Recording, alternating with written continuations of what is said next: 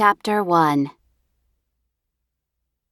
I ran to the shadow of an enormous maple tree and crouched low to the ground.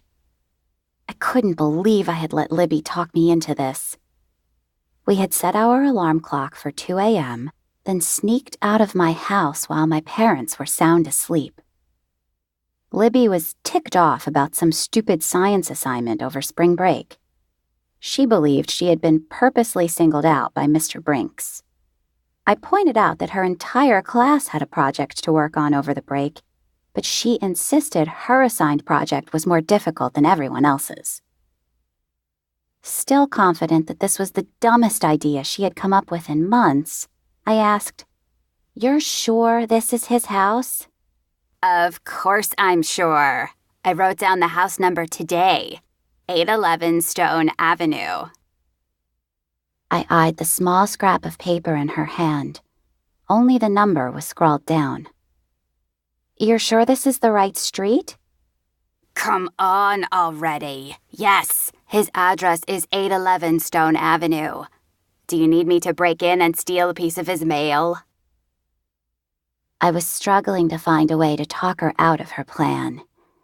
Delaying, I pointed at the driveway. "I thought he drove a blue 4-door car." Her gaze drifted to the driveway, where a red SUV was parked. She shrugged my question off. "Maybe he keeps it in the garage."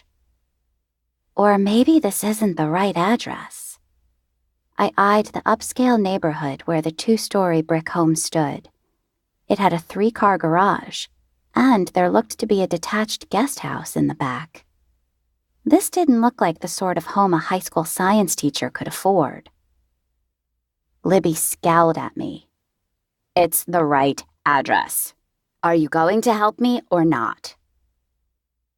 I took another look at the SUV. The license plate caught my eye.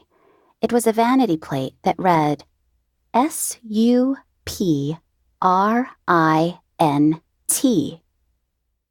"What do you think the license plate stands for?" Libby barked. "Surprise, instantly, super instructor, who knows? He's a dork. If you aren't going to help me, go wait in the car." As much as I hated this idea, I couldn't let Libby do it on her own. I grabbed a roll of toilet paper. "Okay, I'm helping. I'll take the trees, you do the house." "You're the best." Those were the last words spoken before the two of us set off an external alarm and the house lit up like Caesar's palace. A computerized voice began to broadcast, "Intruder alert," every 5 seconds. Floodlights poured down onto the grass from several points on the roof. Lights in the house turned on.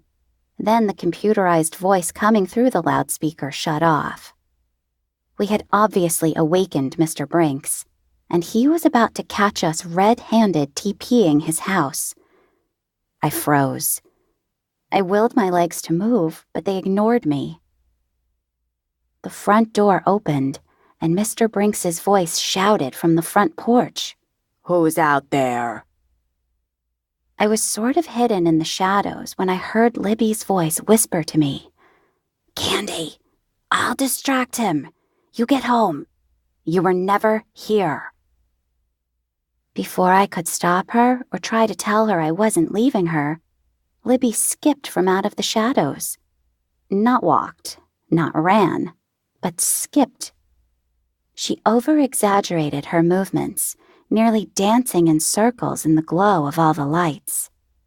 The man on the porch adjusted his glasses, cinched his bathrobe up tight. Then reality hit me that this was definitely not Mr. Brinks.